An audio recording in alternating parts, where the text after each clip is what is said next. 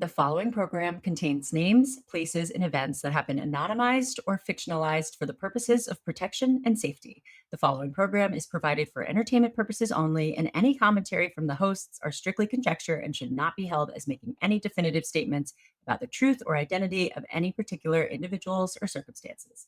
If you or a loved one are involved in an abusive relationship, please call the National Domestic Violence Hotline at 1-800-799-7233 for support.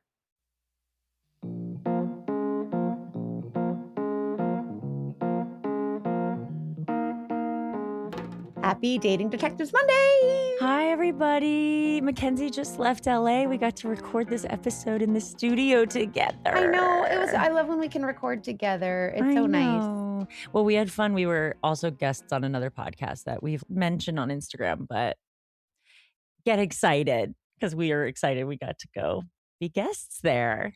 I'm really excited for that. It's always an honor when you get to share with other really amazing podcasts. It's just growing the community, and we love introducing you guys to other podcasts, and you guys also recommend other podcasts to us, which I think is really cool. Yeah, we all have the same taste, guys. I mean, like, not exactly, but you know what I mean. So if you ever watch a TV show or anything and you're like, that's Dogfishy, feel free to DM us.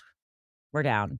And people are doing that. Like, they're like, oh my gosh, I watched this and this totally reminded me of the Dating Detectives. And I think that's really cool. If anybody wants to talk about the Traitors finale, my DMs are open. But for today, we have a wonderful guest named Claire. It is going to be a two-parter. Definitely a big story, heavy story. I don't like this Dogfish. I don't like it. A lot of our guests share how vulnerable they were. And these dogfish just take advantage of such vulnerability. It drives me nuts. Before we get into it, our guest has borderline personality disorder.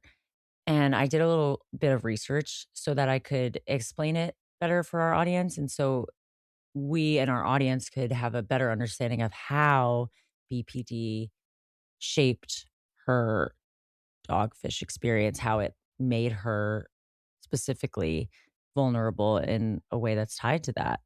So borderline personality disorder is a mental health condition. It involves intense emotions, deep fear of abandonment, difficulty with emotional regulation, and sometimes there are patterns of unstable relationships. And people with BPD often feel extremely deeply, especially things like love and rejection and connection and betrayal.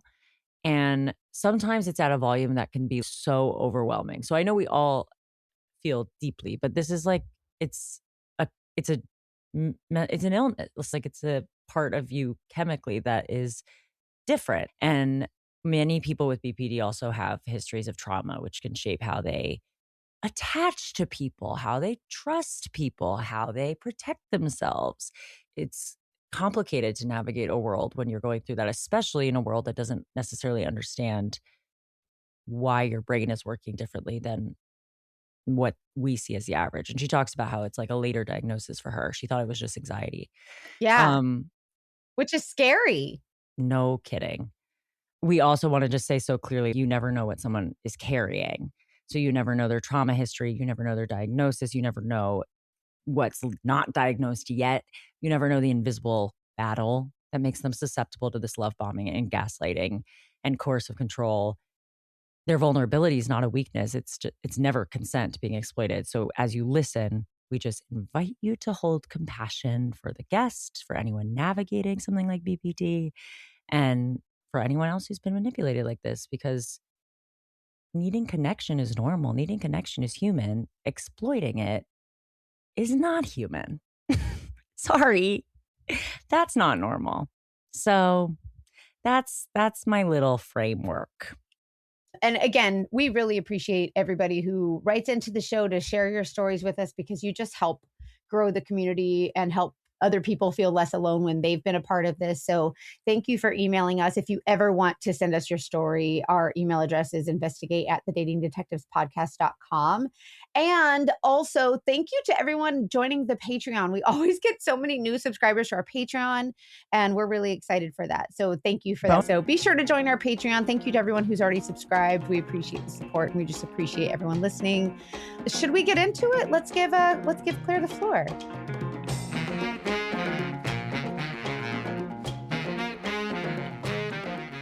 We would like to give the floor now to Claire. Will you please take us on your journey? Yeah, absolutely. So I'm Claire. I am living in Canada. I moved here about 25 years ago and have been here ever since. I'm a single mom to two lovely, beautiful girls. And at the time of my story, they were 2 and 6. So my relationship journey in adulthood has not been a smooth one. Okay. So throughout adulthood, I ended up in a series of intense, unstable relationships. And I've learned through therapy now that I have borderline, that it's most likely a result of my upbringing. So I don't want to talk bad about anyone in this episode. Like, I don't want to talk bad about anyone, but my mom was the reason for my issues growing up. I was often compared to other kids, like it must be nice to have a kid that does this, or, like, and I remember being told, oh, I feel sorry for whoever ends up with you. And I remember these, like, they had such an impact on me. Yeah. And I spent the last 20 years kind of blaming my bad relationships, blaming my tendency to fall for narcissists. So through therapy, I've explored this a lot. And what I learned was, as a young child, your formative years, your identity growing up is based on your immediate surroundings. And so if your immediate surroundings are not stable and you are having to prove yourself, you're learning that to be loved, you have to earn it. So for most of my life, I would be with boyfriends and partners, and I would be looking for somebody to be there for me because I didn't have that. And I think that shaped a lot of my adult relationships because all I wanted was for the person that's supposed to love me to actually love me in all situations. And I ended up dating a series of narcissists and people that were very charismatic in the beginning and very charming and very love bomby, and thinking, this is going to be my person, I've been chosen. And then it would turn into, you're too sensitive. Or I remember one guy saying, I came home and I had like a horrible day at work, something bad happened, and I was very upset. And I'm like, I just need a hug. And he's like, well, I can't drop what I'm doing just to give you a hug. Like, I'm in the middle of a video game. And, and That's Not the the least video attractive game. thing I've ever heard. Right. right, yes. So it was just this constant looking for someone, like, not that I can't take care of myself. I'm very independent. I have my own business. I'm single mom. Like, I can take care of myself, but you want somebody in those moments where you're feeling less confident or the world is out, A safe like place to too land. hard that day. Yeah. You're allowed. And you just want somebody to give a shit and like Yes.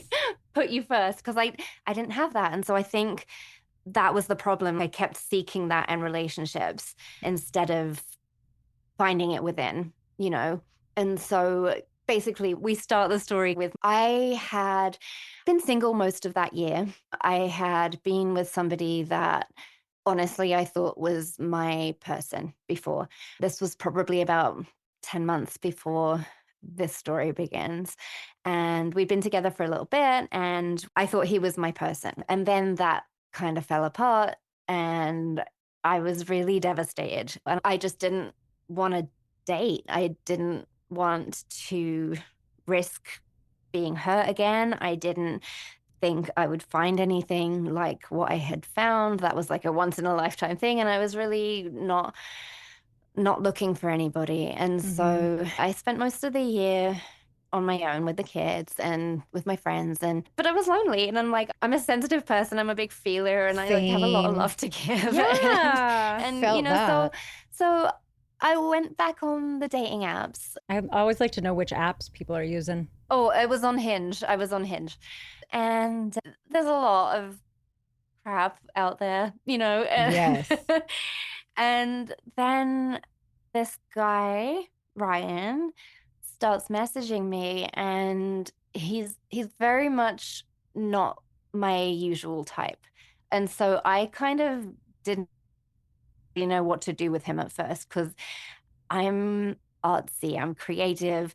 I am not into sports or like fishing. And he's into sports and he's into rap music and he makes rap music. And I'm like, eh, this is Okay. not my usual type. But he was persistent. That was the word I used at first. And not in like an annoying way, but in a more of a flattering way. He was You. he was quick-witted, like, he was funny, he was very charming, he made me feel wanted, like, he really did, and he was divorced, he had his son part-time, and so I was like, "Okay, well, I'll give him a chance, like, we're gonna keep talking for a little bit." And this all sort of started happening right around the time that I was about to go to this concert. My oldest, the 6-year-old, I was about to take her on her first trip, me and her together. We were going to a concert, her first big concert. She was obsessed with the singer. I was obsessed with him, and he was only making one stop in Canada. So I was like, you know what? I'm going to save up and I'm going to take my daughter to this show. So I was going to be out of town for a few days, and I was absolutely slammed that week before. I do photography. I had 2 weddings I was shooting back to back. I was sick. I was so sick. I had to get my assistant to do all the talking for one of the weddings because I'm like, I have no voice. I can't stop coughing. It turns out when I got back from Toronto, I went to the doctors and I had acute bronchitis. Oh my God. Mackenzie, I loved my Daily Look clothes that Okay, came. I loved mine too. I was really impressed. I loved it. If you couldn't guess, this podcast is sponsored by Daily Look. And it's the #1 highest rated premium personal styling service for women. So with Daily Look, you get your own dedicated personal stylist to curate a box of clothes based on your body shape, your preferences, your lifestyle. You fill out a really cute, like a quiz. I honestly felt like it was kind of like a dating app. It was like a vibe of clothes and you would swipe right or swipe left. And then you kept doing that until it kind of said, is this what fits you? It's like a dating app for your clothes. Yeah. It's not an algorithm. It's a real personal stylist. So they send you up to 12 premium pieces per box. It comes right to your home. You save the time, you save the effort, and then you try on what you like. And if you want to keep it, then you buy it. And if you don't, you send it back. And it's a little bit like Christmas. Yeah, like Christmas I love every single presents. time. It's amazing. And free shipping both ways. That easy. So I got leggings and a t-shirt, which is my freaking uniform. Other boxes that I've gotten, they dress me like I'm an attorney going into a courtroom or like a professional woman. And I try to tell them, I work from home. I do surveillance in a car. I do not want these professional looks. I want something casual. And finally, Daily Look got it. So I'm really excited. The mission is simple: to elevate your style. That's why they work with both established brands and up and coming designers. And their sizes are very wide. Almost everybody, extra small to 3X and 0 to 24. So it's time to get your own personal stylist with Daily Look. Head to dailylook.com to take your style quiz and use code DatingDetectives for 50% off your first order. Once again, that's dailylook.com for 50% off, and make sure you use our promo code DatingDetectives so they know we sent you. I think it's very easy to fall for misleading healthy meals. And if you're really wanting to eat well, but eat healthy and make it easy on yourself, Green Chef is the way to go. It delivers only real farm source ingredients, and it makes anything you want, any meal you want, and also any type of food you want easy to get. I made the chicken and bell pepper quesadilla. Quesadilla, basic, can't really go wrong, but this was so good. I was blown away. There was charred corn and salsa, and it was like a little spicy, but not too spicy. And I really was excited. I made it with my mom, and it was really good. Every Green Chef box delivers organic produce and responsibly sourced proteins and seafood. And it also makes it easy to reach any wellness goals or just eat the way you want. You can choose the Mediterranean diet, high protein diet, high fiber, plant-based, and more. It's all clinically proven to support healthier habits, and it's convenient. Enjoy low prep, low mess meals for every lifestyle. And it's better for the planet because Green Chef cuts food waste by 20% versus grocery shopping, and it offsets 100% of delivery emissions. I use this. My mom really uses this, and we think you would love it. So head to greenchef.com/50 dating detectives and use code 50 dating detectives to get 50% off your first month, then 20% off for 2 months with free shipping. That's code 50 dating detectives at greenchef.com/50 dating detectives. And so after the second wedding, before I left, he wanted to get together. And this was literally, I'm shooting a wedding. He's telling me he's still in his office. He works downtown. He was the president of this commercial real estate firm. And so I was like, okay, fancy. And I did look him up. I looked on LinkedIn and I found the company's LinkedIn page, and they list him as being the president. And there's videos of him doing like interviews on changing the corporate culture and all this kind of stuff. So I'm like, okay, he's legit, right? And so he says he's still at the office and he's working late, and it was close to the venue I was shooting this wedding at. And he wants to just meet me before I go on the trip. I'm like, I'm sick. I'm exhausted. I have to be up at 5 a.m. I still have to pack. It is not the time. And he's kind of like not taking no for an answer, which I was like, okay, he's keen. Like, this is He likes you. Yeah. he likes me, right? And he kind of insists. And so I gave in and I was like, okay, you can come by. Like, I'm going to be packing. I can't speak. You are going to be out before 11 p.m. Like, I can't stay up all night at all. And so he does. He comes over and I had no voice. We end up watching a movie. When you saw him, was he as charming as he seemed? Yeah, he was. And actually, the next morning before I left, he dropped off a care package. Oh. He brought like cough syrup, he brought flowers, he bought 3 bouquets of flowers, actually, like one big one for me. Overachiever. 2 for my girls. I love that, though. That's cute. He thought of the girls. He thought of the girls, and I thought that was very sweet. And the weird thing was, okay, so earlier that week, I had to put my cat down. And this cat not I've the had baby. since she was a baby. This is the worst week ever for you. It was, yeah, right. So like my poor cat, and I was like bawling for days and days. My cat was 19. She was, wow. my kids loved her. Like, she's been around forever. And so I was sobbing for days after that happened. And this is when he shows up. And so anyway, we have this night.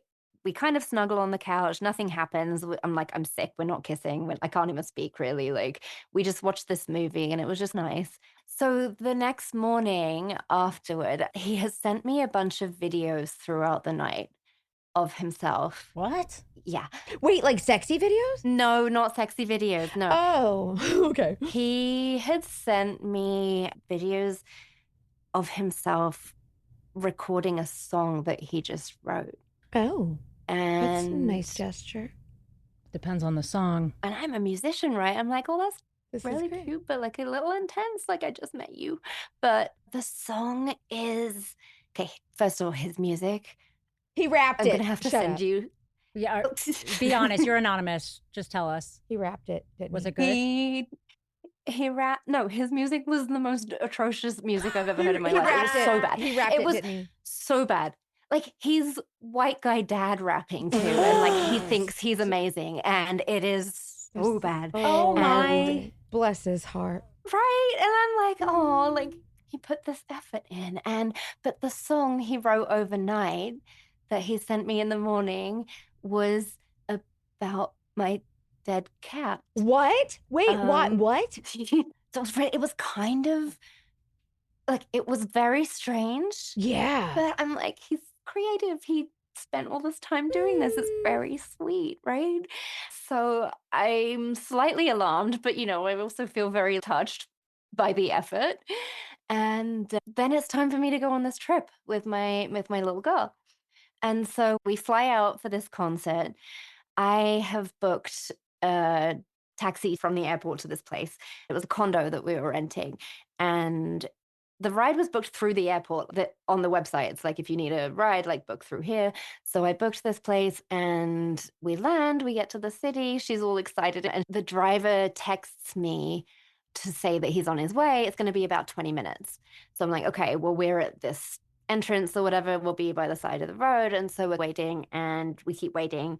And it gets to like 40 minutes, 45 minutes. Stop. And I've got this 6-year-old with me and I'm in this different city and our ride isn't here. And so I'm trying to message the driver and he says something about having a flat tire and he can't make it. And so I'm going to be connected with a new driver. And I'm like, well, how are they going to know where I am? And so I go on the website that I had booked it through, and the only way to contact them was email. And I'm like, I'm here right now. What? Why is there no phone number? I don't have time to wait for and the email. Yeah. And so I'm basically stranded. The driver stops responding. And so Ryan had asked when we land to text to make sure that we made it okay. And so I'm like, well, this is the situation. You know, we kind of have been sitting on the side of the road for almost an hour now, and I don't know what to do. And he says, why don't I just order you an Uber from here and get you guys to where you're going? And I didn't know you could do that from a different city, but he does. And he orders not just an Uber, but like a fancy one. And I don't know much about cars, but this was like very fancy. Wait, why couldn't you just order your own Uber? That's a good question. I mean, I was panicking. I was also very poor. And he was like, let me do this like, for you. And you're like, he's a savior and he's just now. like, let me help you. Yeah, Got yeah, it. Gotcha. And so I let him do that. And yeah, we get this fancy car and it takes us to our place. And he says, you know what, why don't I take care of your transportation while you guys are out there? Like, you need a ride to the concert, you need a ride home from the concert, you need a car to the airport when you're coming back. Like, just let me get it so I know you guys are safe. Aw. And I just thought that was really sweet. I was like, he's looking out for us. He wants us to be safe. And like, how much does he care about us? Like, maybe this is the start of things turning around. And so when my daughter is sleeping, we're texting back and forth and learning more about each other. And I'm starting to learn more about his background and his job, his family, like that kind of stuff, right? And so I learned that he's president of this real estate company. And he's been there for a while. He's kind of worked his way up. He's the youngest president in the company's history. And bear in mind, like, I have looked it up and I've seen it online, right? Like, it's legit.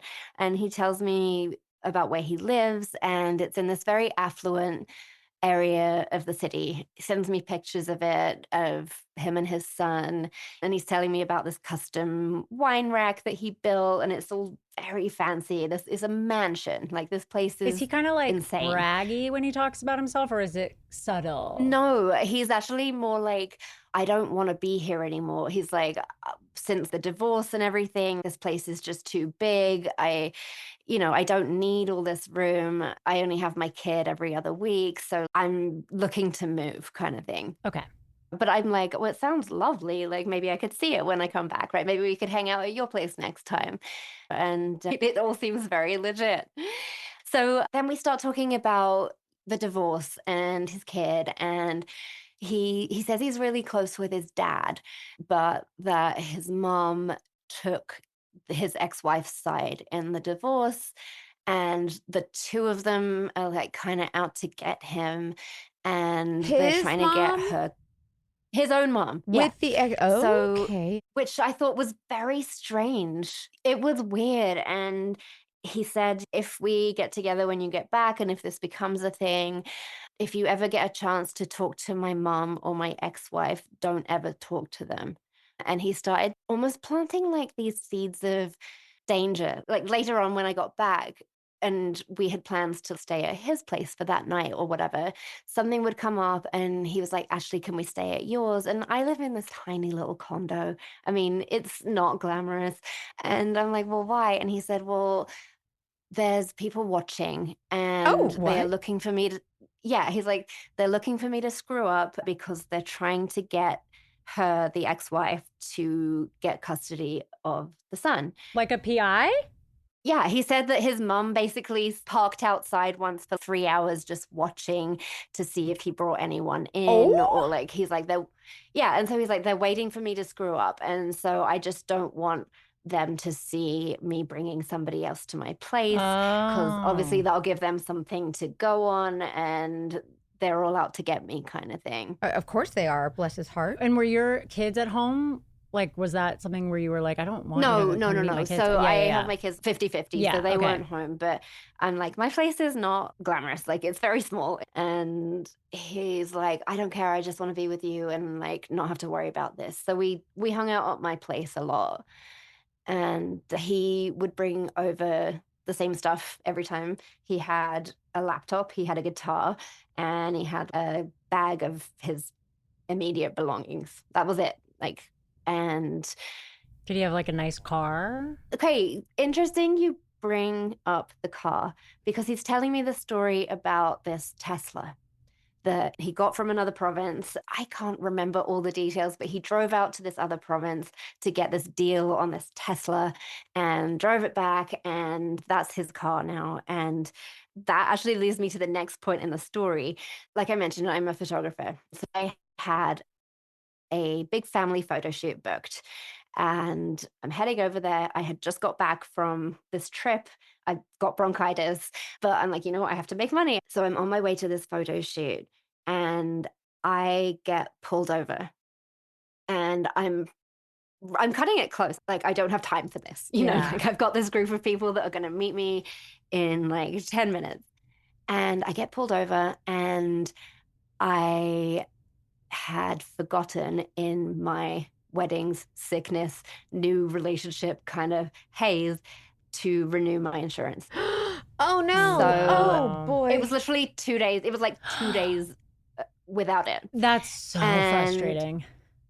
so I get pulled over and the officer, he's like, do you know why I'm pulling you over? I'm like, I don't. Like, I'm not speeding. I have no idea. And he's like, you don't have active insurance. And I was like, oh my God, I forgot to renew it. And he's like, I can't let you drive the car. I'm like, I'm on my way to this shoot. I have to be somewhere in like literally 6 minutes. And he's like, I can't let you drive the vehicle. You have to leave it on the side of the road. So I get my own Uber. I get my own Uber this time. There we go. And, you know, with my camera bags, leave my car on this random street and text Ryan. I was like, this happened. I have no idea how to get home afterwards. Oh, Like, I don't know what I'm going to God. do. I just have to do this shoot. And he's like, I'll come pick you up afterwards. Don't worry about it. I'll come get you afterwards. We'll drive to renew the insurance. Like, we'll go back and get your car. It's going to be fine. And so I'm like, okay.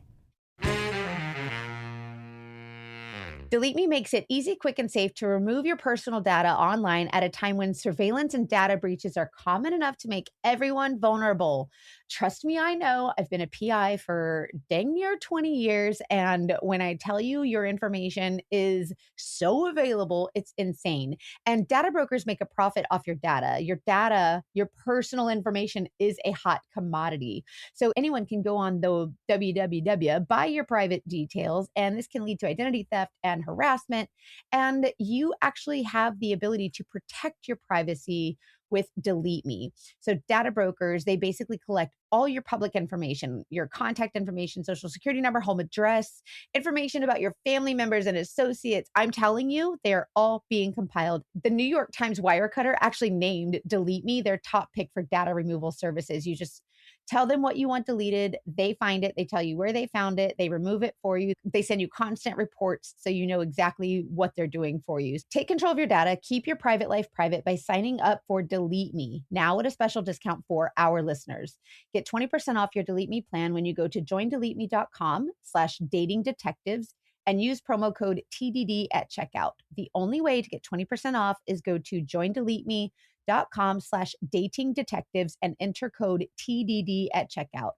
That's joindeleteme.com/datingdetectives, code TDD. This episode is sponsored by BetterHelp. Let's take a moment to celebrate women and all that they carry at work, relationships, families, and in the many roles that we hold every day. March includes International Women's Day, which is a moment to celebrate women's strength and progress while also recognizing how much we carry every single day. As women, our emotional well-being can be easily overlooked, even by ourselves. And it's time to remind ourselves as women how much we matter. And therapy offers a space for us to take care of ourselves in a way that we deserve. BetterHelp gives me tools and resources to navigate all these different roles and make me feel good about them and a little less intimidated by the day to day. BetterHelp therapists work according to a strict code of conduct. They're fully licensed in the US, and they do the initial matching work for you so you can focus on your therapy goals. They have over 30,000 therapists. It's the world's largest online therapy platform, and they've served over 6 million people globally. Your emotional well-being matters. Find support and feel lighter in therapy. Sign up and get 10% off at betterhelp.com/TDD. That's BetterHelp, HELP.com/TDD. So I do the shoot, everything's fine. And then he shows up afterwards. But he's not in his Tesla. He's not in this car that he talked about. He's in this old car. Let me guess. Is the Tesla in the shop? Well, he tells me that he was with his dad and not in the city because his dad was sick and waiting for heart surgery. Oh, And he's been spending a lot of time with his dad. Dad is also moving to the city. Ryan's been helping him move all his stuff. So he's been spending a lot of time with his dad. So he said he just borrowed his dad's car. I was like, okay, whatever, right? Okay. And so drives me. We go get the insurance. It's very expensive. And I've had like a day, right? I've had a week. And he's like, you know what? Do you just want to get a hotel tonight? Let's just chill out. And I'm like, that sounds amazing. So we stop and we pick up some drinks, we bring guitars, we get this hotel, and we just spend the evening making music and connecting and laughing. And it's a really fun time. It's just lovely. Even with his like rapping, were you able to kind of be like, no, He didn't more rap that rapping. night. Yeah. No, he played guitar, and I was like, okay, he can play an instrument. Like, he doesn't have to rap all the Okay. time. And so we're making music together. I'm singing, he's complimenting me, like we're connecting about stuff, and it's lovely. It's really fun. And later that night, we try to sleep together. He can't perform. So I assume like Sure. he's had too much to drink Mhm. or stress or whatever. Like, I'm like, it's okay. Don't worry about it. So we go to sleep. And then the next morning, he is very, very sweaty and hard to wake up. I'm trying to wake him and he is not waking up. And I'm like, is he sick? Is he Like, maybe dead? he's sick, right? Maybe he caught what I had. I don't know. And so when he comes around, he apologizes for not being able to perform the night before. And he says that he has this really bad pain in his stomach. And he thinks that it's from hauling all this furniture and helping his dad pack and move stuff.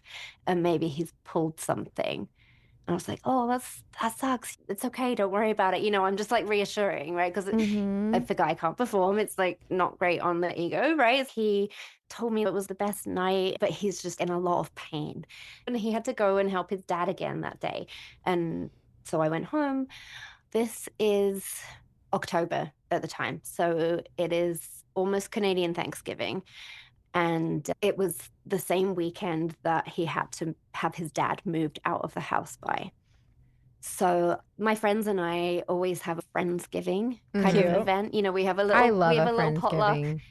And so this year it was at my place. And so this was going to be the time that he was going to meet my friends. Mhm. And by this point, he has told me that he's been to a doctor about his stomach and about this pain. And he said it's not, he hasn't torn a muscle. He is not like strain. He actually has kidney stones. And so I'm like, oh no, like for a guy, right? Like you hear that that's like childbirth, right? It's just terrible. So I'm feeling very sorry for him. And my friend to arrive, we're cooking, we're like putting food together and everything. And he FaceTimes and he is lying on the floor at his dad's place. And he says he's been passing kidney stones, he's bleeding, he's been in the bathroom for over an hour, he can barely move. And I'm like, oh, this explains why he was all sweaty in bed the other day. Like this makes sense now. And one of my friends who was over, her husband came too, and he's had kidney stones in the past. And he ends up on the FaceTime with my friend's husband, who gives him advice. And then Ryan gets back on the phone with me and he's like, oh my God, I feel so validated. Everything he said he experienced is exactly what I'm experiencing. What nice people, but I'm not going to be able to make it. I'm in too much pain, right? So he tells me to come there after the Friendsgiving potluck. Okay. So we have our Friendsgiving thing. I'm worried about him, obviously. My friends are kind of like, yeah, he seemed like he was in a lot of pain. We can just be done and you can head over and take care of him kind of thing. And so he's at his dad's place, which is about 20 minutes outside the city. And I find him lying on the floor and he's groaning and sweaty. And he's like, I have to get my dad's stuff packed this weekend. He has to be out this weekend because the new people are coming in.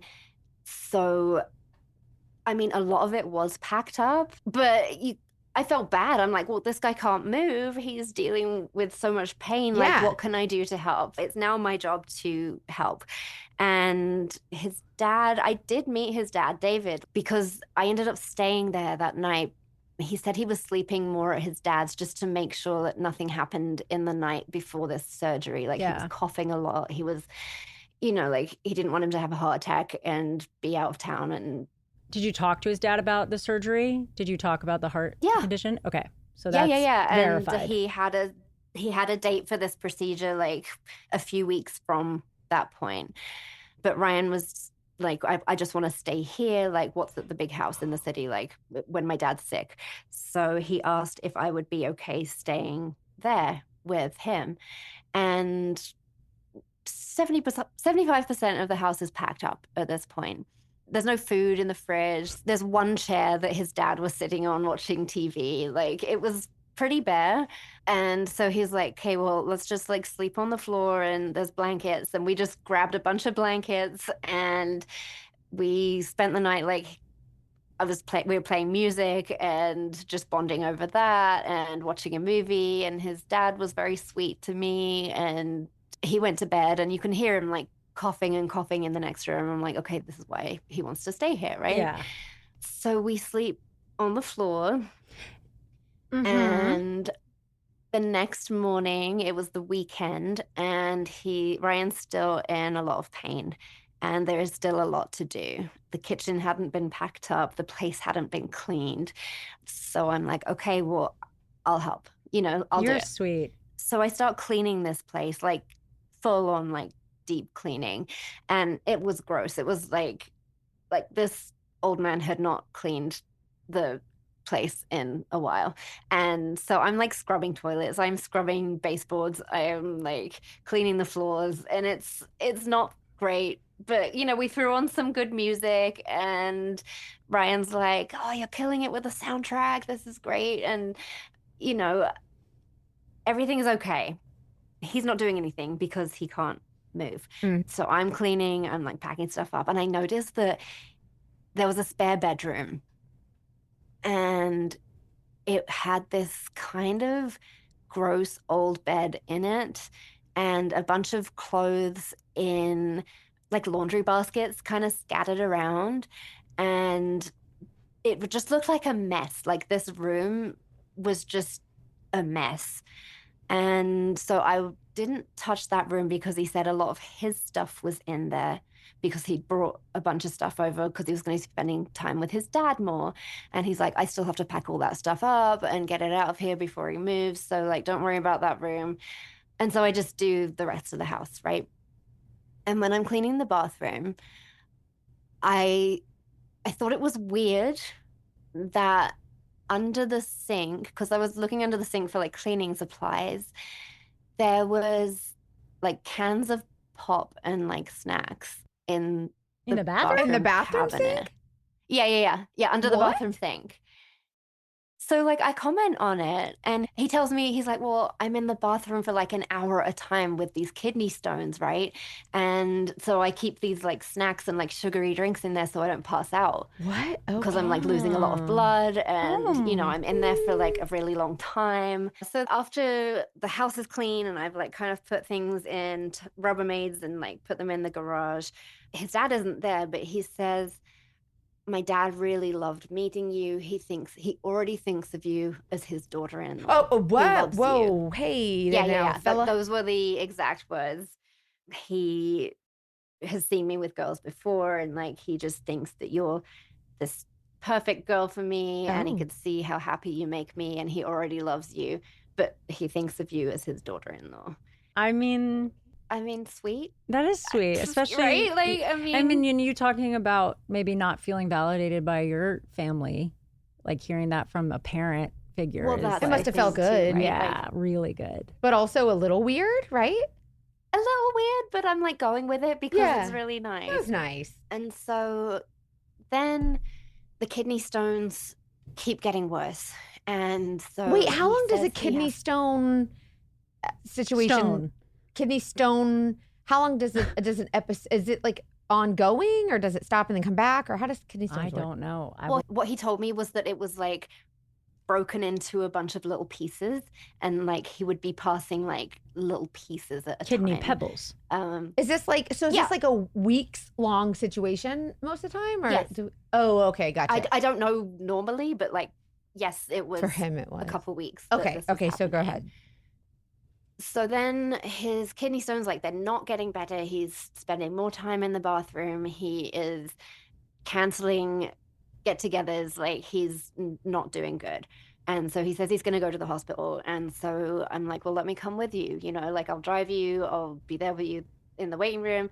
And he says, don't worry about it. Like I'll go with my dad. You've got the kids to worry about. It's fine. And tries to kind of discourage me from coming. But I end up going, and when I get there, like I had my friend over so she could watch the kids while I kind of went to the hospital. And he's in, the area where you go, I guess it's triage. Like, Yeah. Yeah, when you first Before get you there get- and they check you out. when you first get there and you're like in this big waiting room, right? Yeah. So he's slumped in a chair, like near the Oh. front desk. And he is got his baseball cap like pulled down over his eyes. He is like it looks like he's barely conscious. And then I see his dad like 4 rows back. Like he's not sitting with him. He's sitting not close, which I thought was Why? really a bit strange. I was like, okay, well, there's a lot of family like stuff happening, like he's got this surgery coming, he's got this house, like maybe they were fighting.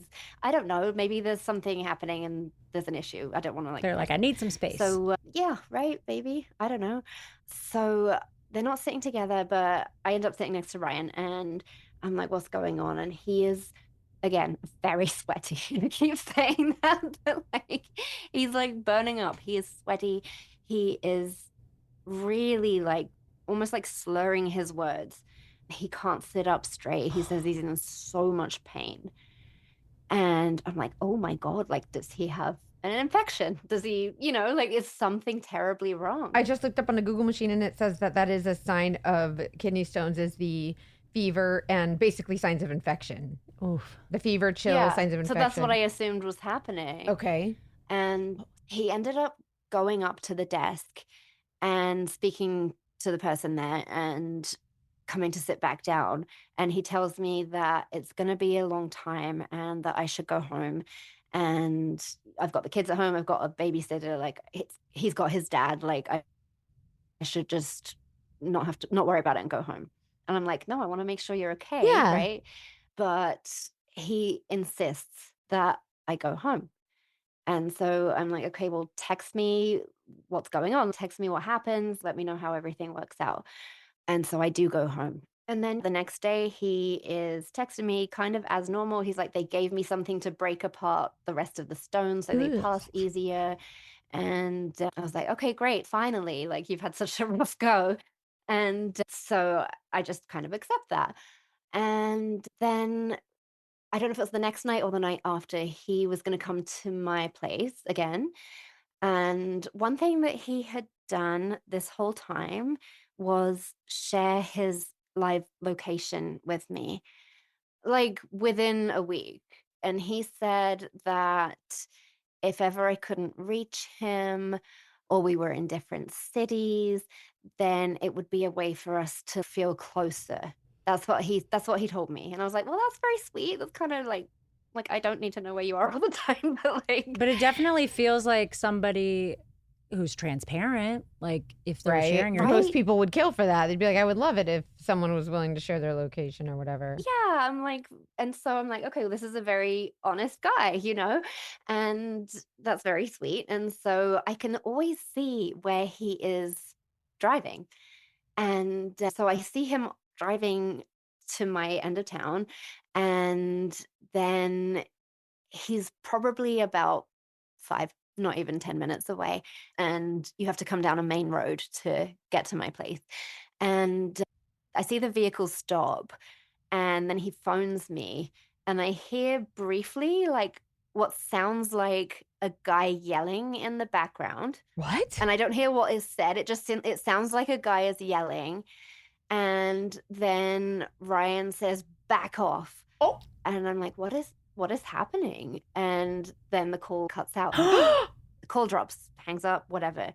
And I'm like, oh my God, like what is happening right now? Is he being mugged? Like what is going on? And so then he calls back and he tells me, and bear in mind, this is like 7 o'clock PM. Like it's not like late night or anything. This is normal time on a fairly busy street. And he says someone just shot at his car. What? So he says that this guy, he's like, did you hear the guy? Did you hear him in the background? He was shooting at my car. Were you And I'm like, freaking out? What What the the hell? fuck? Of course I'm freaking out. Like, I'm like, oh my God, do you need me to call the police? Are you going to call the cops? Like, you're close. Just come over and we'll call the cops. And he refuses. He's like, no, don't call the police. And I was very confused because I'm like, he's close. Like, he's not far away. Yeah. Yeah, just And come this is over not and call the like police. the middle of nowhere. Like, this is 7 p.m. It's not an unsafe time to be out alone. Like It's exactly. And so he says, no, don't call the police. And he's like, I can't come to your place right now because they might follow me and I don't want you to be in danger. What? And Why? Who would be following him? What did he? he's just I'm like, not oh, saying- just another day. They're shooting out my car, these silly willy-nillys. I'm not blaming the victim, but like, what happened to get us to this point? Why is someone shooting at I'm him? so You know? confused. Does he explain that at all? no, it reminded me of in the beginning when he said we can't stay at his place because people are watching him. Right? Oh. He's told me this before. And now that, they're like, shooting at he's- him. Okay. And now somebody's shooting at him. Wild. Okay. And anyway, so he's not coming to my place. He's 5 minutes away. And he's like, they might be following me. I don't want to bring them to your doorstep or anything. And he's like, I just have to like wait this out. And he's like, I don't know where to go. I'm like, you're on like a main road. You're fine. Yeah. And I'm looking at the map and he's like on this main street. And I see this spot at the end past my place, maybe 5-6 blocks past my place. The main road kind of turns more residential and then it kind of gets more secluded. Like there's trees everywhere and stuff. It's more like a park. And so I see this spot and he said he wants to hide. He wants to hide somewhere until they go away. What? Why doesn't he want to call the police? I know. And I'm like, I can call them right now. What can I do to help you? And he's just like, I'm just going to hide out for a bit and make sure that everything's safe. And so he drives like down the main road past my place to this park area and just kind of camps out there for a bit. And I So honestly, weird. I'm like, I'm confused, but also I'm worried about him because I'm Yeah. like, this poor guy, he can't catch a break. He's had kidney stones. He's like, And now he's being know, like- shot at. and now he's being shot at and What the like he's just still trying to protect me. And I'm like, and I'm saying this now and I'm like, in the back of my mind, I'm like, I hope people aren't judging me because this sounds ridiculous. This sounds so ridiculous. Well, yeah. So for people who have not been in that situation before, will you put us through like what was going on in your head in that moment? Because in the context, if you don't know what it feels like to be that confused and be that controlled by a new person, you really can't relate. So given my past kind of relationships and how tumultuous and narcissistic and eventually very uncaring they were, this felt like somebody that wanted to protect me from the beginning. And I was used to instability. Yeah. And so That makes perfect this sense. it wasn't like Comforting chaos. and almost it was almost like it was like trauma bonding almost. It was like he was having such bad luck, you know. It was just like, oh, the two of us have such bad luck. Yes. We're gonna be there for each other kind of thing, right? It was like us against the world. It's like a lifeboat in the storm. Yeah, and it didn't feel chaotic, or I mean it was, but I felt like I was There's being, comfort in that when that's what you're used to. That's your life, yeah. when it's what you're used to, right? Yeah. And instead of this person bringing chaos and heartache, I get to be there for somebody. And like he was there for me when I was stranded on the road. That and makes like so much sense too.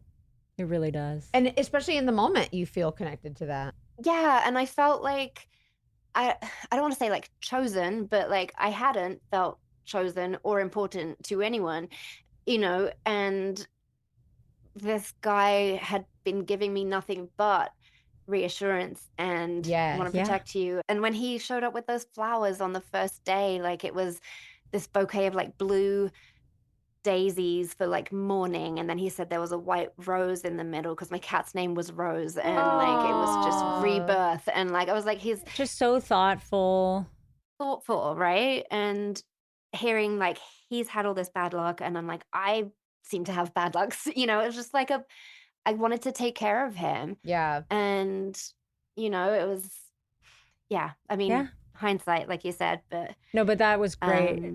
A great description of just the feeling of wanting that connection, and then also just reminding on this show especially, we go through all of the moments where things were bad, and we often forget to remember that there are some beautiful moments going on at the same time. Like you are falling, I assume, in love with him, perhaps, or at least very big much, feelings. So it's like, well, because she's relating to him, and the more you relate to someone, the more you feel like you can love them and trust them. And she's relating to that because it almost sounds like there's something always going on with this guy. And when you're someone who has always had that tumultuous kind of like you called them issues with your feelings or whatever, and you've given us the background of the situation with your mom, and now all of a sudden this guy has this chaos. There's comfort and safety in that because it's familiar. That's what I was thinking, like urgency and that chaos it's almost like it can mimic safety. Like I didn't think I was being lied to. I thought I was being needed. And that crisis bonding and that's a adrenaline. I didn't think I was being lied to. I felt like I was being needed. Oh, that's a statement right there. Anyway, he does end up coming over later that evening, and he says he's exhausted, and like we're just gonna kind of go to bed. Then we move on to, bear in mind that this entire story is about 6-8 weeks long. Like that's the time that we're together. Okay. So after this, his work comes up, and he says that the company is merging with another company, and they're trying to force him out. They're trying to remove him as president. And he's pissed, he's angry, he's stressed, he's gonna fight it. Again, he cancels plans for a few nights because he says he has to like prepare this presentation on chaos, why this is a bad idea, and fight for his position. More reason to feel sorry for him and support him. Yes. And so I'm like, well, can I help? Like, I'm good at making presentations. And he's just like, no. I just need to focus. I'll text you tomorrow kind of thing. And again, it just felt like emergencies bonded us. You know, it was just another thing of bad luck. And I'm like, oh my God, like, let's get through it together kind of thing, right? He tells me all of this story, like stories about his coworkers, about he gives names. And I remember looking up the company website because he says that he mentions this guy's name that's a good friend of his. And so I'm like Googling and I'm like, okay, well, let's see what he looks like. And I don't know, I'm just No, being love nosy. that for you. And You're one of us. and lists the president as someone else on the website. I find that this woman is listed as president and he's not on the website. And I questioned him on it. And he said, well, they've already changed it because of the merger. And, you know, she's this acting president right now. So, like, that's why she's listed. And okay, that sucks. Like, how can I help you get through this kind of thing? He also, around this time, says that somebody wants to buy his house. And he hadn't listed it for sale. It wasn't for sale. Like, he says it's a secret bid.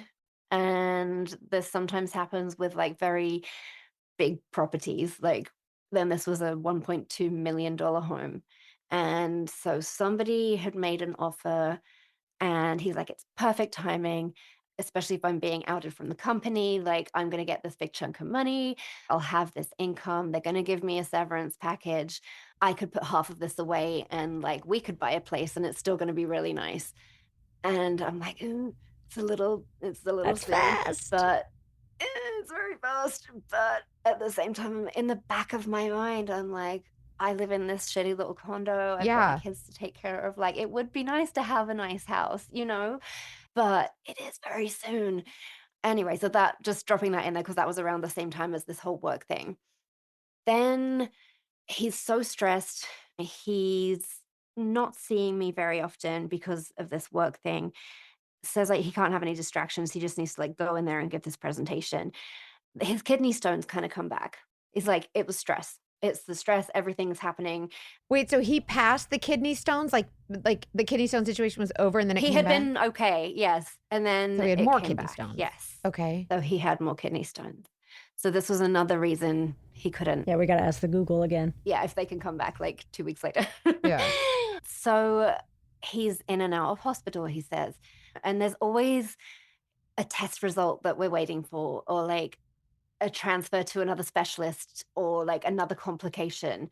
And every time I start questioning something, it's like another emergency would reset my emotions. Yes. It would be like, okay, well, how can I be there for him this time? Like this poor guy. Because now he sees that that you respond to it with help. Because you're a wonderful, empathetic person. Like, And I he's hate how they taking can. advantage of that now. So his dad had this appointment for his heart surgery coming up. And so we're getting to that point where it's going to be a week or two away. And he's telling me about this procedure that his dad's going to have. And it's like something to do with one of the valves. And they're going to put like a stent in, but it's going to be very major, like a quadruple something. Oh, I don't yeah. know What? the terms. But it's like a big surgery. Oh my God. And he says the odds aren't very good. He's gonna die? Like he's Yeah. Oh, man. He thinks that his dad's like a 30% chance he's going to make it. And so I'm obviously feeling bad. I'm like, I've met Yeah. this guy. He's very sweet. He doesn't think his dad's going to make it. So and again, I'm going to say, like, please don't judge me. girl, there ain't no judgment would here. yeah. No, ma'am. So he suggests a secret elopement. So his dad can see him happy before he No. dies, in case he doesn't make it. And basically talks about it being like, okay, well, we're not going to tell anyone. We can have a real wedding later, like in a year or two. And we're But this just is just so for like the meant dad. to be. This is just for the dad. We're not going to like announce it or tell anyone. Oh, wow. And we're just going to do it. And dad can see him happy before he dies, basically. When he asks for this, is it like, I'm imagining him like very emotional and just like, what was that it was conversation over text. Over text. Okay. we were actually, Hannah and I were just talking about like proposals and fun, cute little ways, and we didn't think about even like Hey, okay, text message proposal. This is a new thing. proposal. I was, yeah. Quick and to the point. I was working, I was shooting a wedding, and he texts me, and I'm at the dinner table. Oh my gosh. He's like, oh, speaking of weddings. Wow. So what went through your head? So in the moment, it was so weird to feel multiple things at the same time. You know what I mean? Yeah. It's like, on one hand, you're like, this is insane. On the other hand, you're like, what a romantic story this is going to be one day. You right? know, So like, true. Yeah. And I'm like, if it's gonna make his dad happy, like, we could probably do it, and like nobody's gonna know anyway, so nobody will judge us, you know, we'll just do the real thing later. And I love this guy and he loves me, and I know it's fast, but like, When this you know, could be you one of those know. stories, you know? Yeah. This It's romantic. could be like, we look back 50 years from now and it's like, okay, well, this was the crazy way it happened, but like, look at us now. And I thought it was gonna be like very romantic. I mean, you hear stories of couples that meet and get married really fast and are the happiest people and forever. I It's not impossible. I imagine if you're someone, like if Claire had a lot of money, then I would be like, I wonder if he, but like, what would she possibly, what's his angle? Yeah, like Claire, was there ever a point when you were like, oh, is there a specific reason? Or you were like, were you just like, I don't have anything to offer, so it's not like he's doing this for any particular reason? Like, basically, well, yeah. I could see how you'd want to like do that for the dad, because you're like, well, he's not after me for money or anything else. Like, what could be his angle? Right. What can he This got to be take true from me? So, yeah, I believed it. And so I said, okay. And I had Over text? like, Did you like, yeah. over text. Good for you. Good Yes, for you. over text. You Don't just give like him the dignity you of do a the response thumbs up. vote. Yeah. Or just respond with the letter K. K. Okay, cool. I can't remember what my Sounds actual good. response was, but no. So he's all excited about this. I'm kind of slightly thrilled.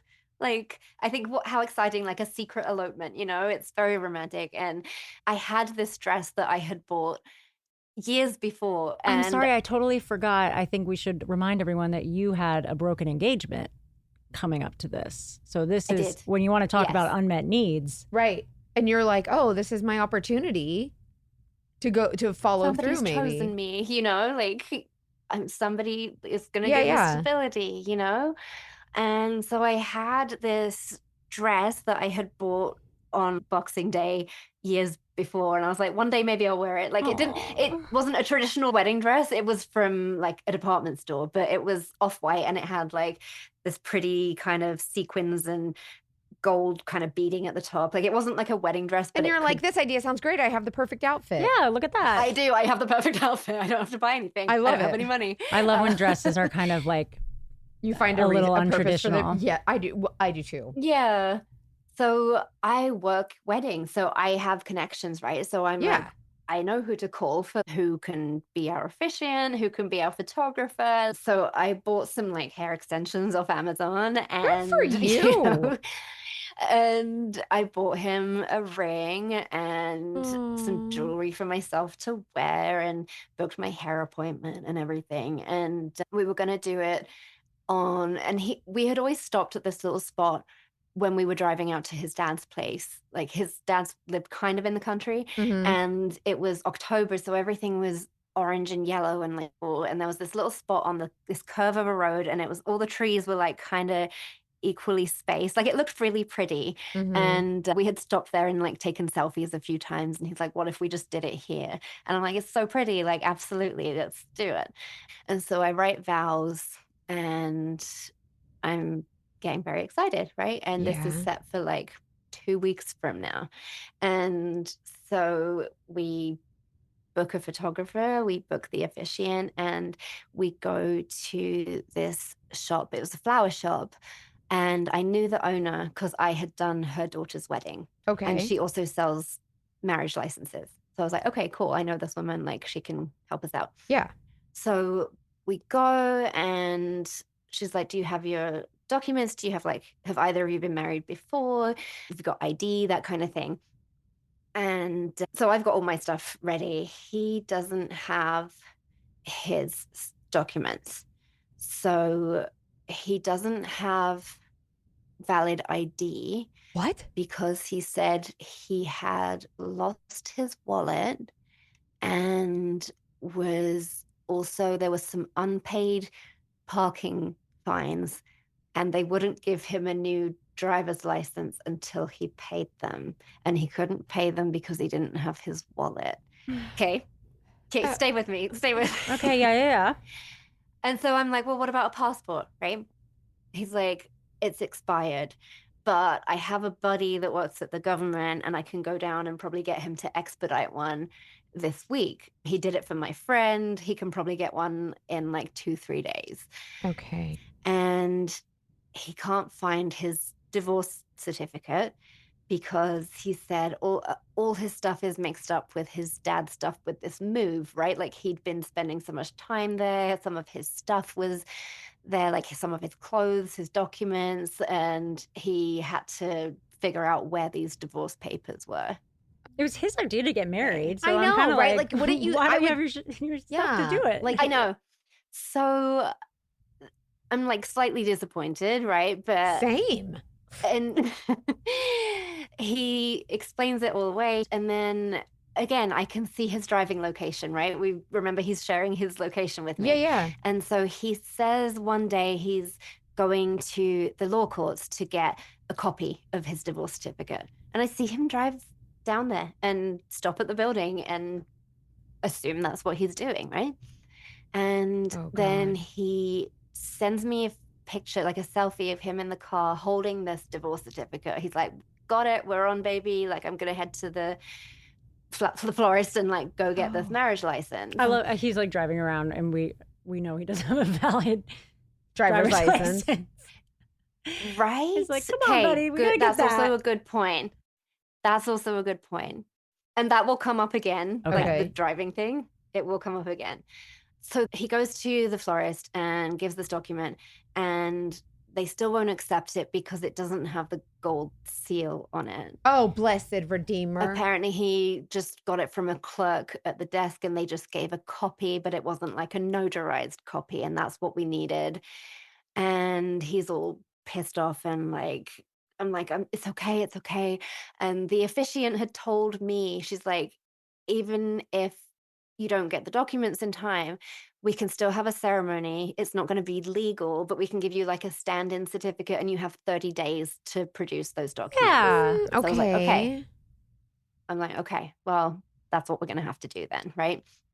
So the day arrives, I'm all dressed up and I go get my hair done, and it's like the perfect day. It's calm, it's not cold, it's pleasant, everything's orange and yellow and beautiful and comfortable, and just it's very lovely. And so I show up at this little spot on the side of the road, and the officiant is there with her witness that's going to witness the thing. And then the photographer arrives, and he's not arrived yet. And so she starts giving me instructions. She's like, okay, well, we're going to have this first look moment, where we'll get him in position, and then we'll get you to stay in the car until he's like facing away. And then you're going to come up behind him and he'll turn around and we'll get that moment captured. Right. So I'm in my car, and then she's texting me. Like, that's how she's kind of arranging this. She's like, he's arrived, he's here. We're just going to get him in position. And so they put him in the middle of these trees, whatever, and they're like, you can come up behind him now. And I'm super excited. Like, and we had talked about like what he was going to wear, and he said he was going to wear, like, he's a business guy, right? Like, he's a CEO, he has suits. And so he was going to wear this really sharp, like, navy suit. And he told me everything about the tie, everything he was going to wear. And he's wearing this, like, he's wearing a navy suit jacket and these like massive baggy black pants. What? Don't fit him. What kind of pants? And I'm he's late. imagining, like- He's late. He's like 10 minutes late. So I'm like, what the fuck are you wearing? Like, what is this? And I'm kind of like laughing. I'm like, what is this? And he says, again, all of his suits are packed because now he's selling the house, and he's also got stuff mixed up with his dad's stuff and the move, and he had to borrow his dad's pants. And so I'm like, okay, this is going to be part of our romantic story one day. Certainly, right? there's like a Walmart nearby or something. I was like, yeah, you can pick up a pair of slacks at TJ Maxx 100%. pretty easy. Is his dad there? His dad is not there. Wasn't that kind of the point? That was Yes. Okay. Yes. Where's Dad? Dad is not there. We'll get to that. Okay. So we do the ceremony. I've got my vows. I'm reading them. He hasn't written anything down. He's like winging it. And he's like, I don't need to write anything down. This is going to come from the heart, baby. You know, like, Oh, is he going to rap? Clearly. Thank God he didn't rap. No, he didn't. Praise the gods, he did not rap. But anyway, going back to the ceremony, we have it. We get this little certificate, and the officiant and her assistant sign it, and it just basically says that it took place on this day, blah, blah, blah. She says we've got 30 days to provide these. So we know it's not a legal document, but we know it's coming. So then we go for our photos. We go to this, it's like an indoor giant conservatory. Like it's all plants and tropical stuff. And it's like really beautiful inside. Kind of. Yeah. Okay. And so we have pictures there. It's really pretty. The sun's setting outside. We go on to my friend who's an artist and has like a studio in a building with a rooftop. We go on the rooftop and have pictures after the sun goes down. And we just have like the best photos, right? Are you like, can we do waist up? Because I don't want his sweatpants in them. Because his pants look atrocious. And I remember telling him, I'm like, I can Photoshop them so they match. Photos match so like, I told him, I'm like, don't worry about it. I can take care of it afterwards. So we go back home and we order fancy takeout. And we're just like, at my place, and we're like, we did it. And we're just kind of like glowy. But he takes the pants off. I remember this really vividly. He sits on the floor. He takes the pants off and like sits on the floor and eats this meal on the floor. It was weird. Like, yeah, I just thought, okay, like it's been a very big day. Like he was late, he obviously had something going on. And so didn't think anything of it. And I know it sounds so stupid. No. There's no stupid here. You can't see the forest through the trees when all the trees are falling on you at once. Yep. Yeah. So then a couple days later, we wanted to get some like non-wedding pictures together because we didn't have any like nice pictures, and we weren't going to like tell anyone about this secret elopement, right? And so I know photographers because I'm in the industry, and so we hired somebody that I know very well. We spend the day texting back and forth about like outfits and what we're going to wear. And I was showing him pictures of like dresses, and he's all excited and encouraging. He's like, you're going to look so hot. And I remember this was going to be at like 5 or 6 p.m., like right before sunset. And as I'm leaving the house, like I'm getting into my car, it becomes another canceled plan. So at this point, his dad has had a heart attack ahead of his surgery.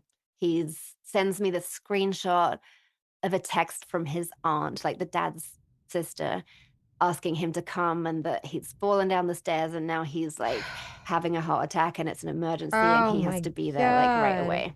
And does Dad know that you guys got married?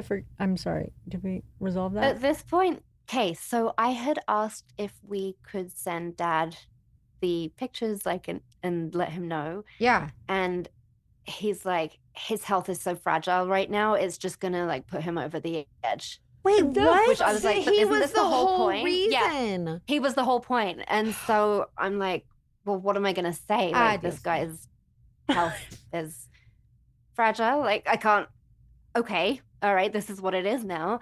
And so now he's got this emergency, and Dad's having a heart attack. So shoot is canceled. I'm kind of pissed off because like, I'm like, well, he's with his aunt. Like, why aren't they just taking an ambulance? Like, why do you have to go? But like, and I'm like, have to let my friend down who's booked this time to like do photos of us. And anyway, so I'm like, okay, well, do what you got to do. Hope he's okay. And that night he's not texting until late in the evening. He says they're doing emergency surgery, the surgery he was supposed to have like a week from now. And he was there with him the whole night. In the morning, he's like, they put the stent in, like he's already doing so much better. He said he's like so much more peppy already.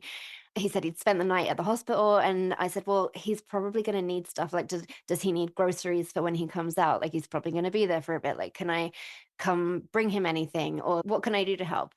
and he refuses to let me go to the hospital. And he says that his brothers were there. And remember, I said he's like, if you ever get a chance to talk to my mom or my ex-wife or my family, don't talk to them because they're out to get me. Yes. And so he's like, my brothers are here. And now that dad's had a heart attack, they're all like showing up because their inheritance is in question. And there's all these, we're all fighting. And I don't want you to have to see that. And I was like, okay, let me know when you're heading home, like if I can do anything.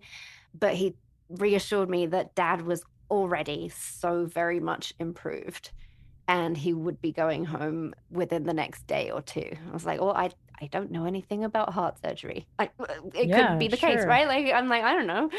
So I feel a bit like shut out, but he's also explained it away again, right? Right. And I'm like, okay, family dynamics, stress, drama, like tense relationships. Okay, we Even though haven't now been together we're that long, quote unquote married. even though but now this we're is fine. married, yeah, technically, well, not, but yes.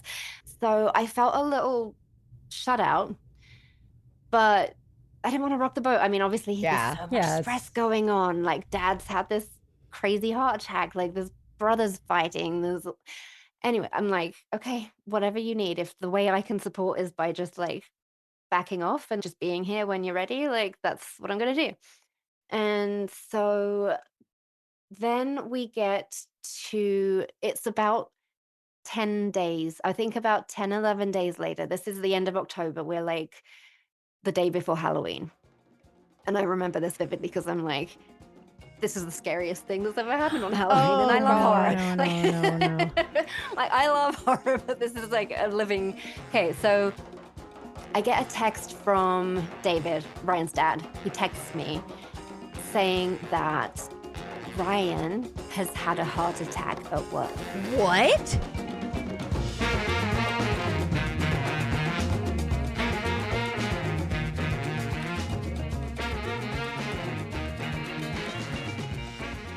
Wow. Whew. That's a lot so far. Like that's a I have some theories. I'm not going to say them yet, but I want to hear people's theories. yeah, This week. let us know what you guys think of this because I'm curious to know if I'm curious to know how many of you first of all relate to something like this, like just that weird behavior. Like Yes. a confused mind says no, right? So most people would be like, I don't know, I'm out. But also, I think a lot of people have a tendency to want to know what the crap is going on. So you might Right. hang around. Do you know what I mean?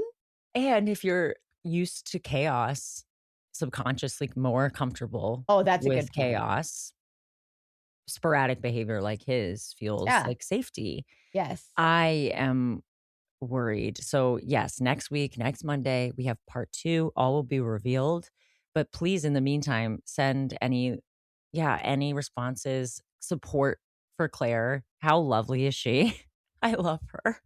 Isn't she so sweet? I adore her and her cute little accent. I love her. And she's very brave to share.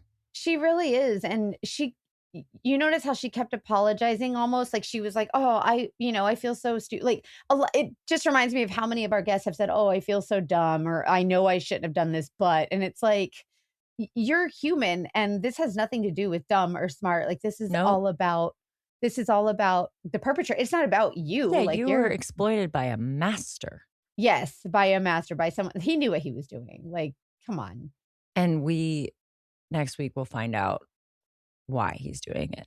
And please DM us, Dating Detectives Podcast, on TikTok or Instagram or Facebook, and email us if you have a story, investigate at thedatingdetectivespodcast.com.